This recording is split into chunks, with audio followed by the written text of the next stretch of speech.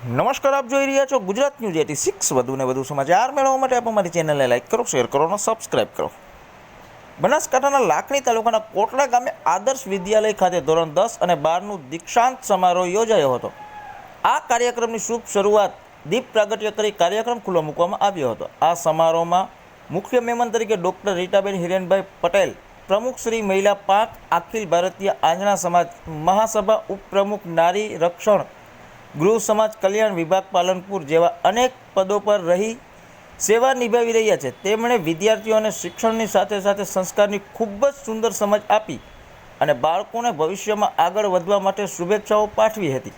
સાથે સાથે શાળાના પ્રમુખ શ્રી દલાભાઈએ ધોરણ 10 અને 12ના બાળકોને ઉજ્જવળ ભવિષ્યની શુભેચ્છાઓ પાઠવી હતી। શાળાના આચાર્ય હિમાંશુભાઈ સુતરિયા સાહેબે પોતાની આગવી અદાથી વિદ્યાર્થીઓને શુભેચ્છાઓ પાઠવી હતી। કોટડા પ્રાથમિક શાળાના આચાર્ય શિવાજી રાજપૂત, સામાજિક આગેવાન એલવી કરળ, ગ્રામજનો, વાલીઓ ઉપસ્થિત રહી કાર્યક્રમને ખૂબ જ સફળ બનાવ્યો હતો।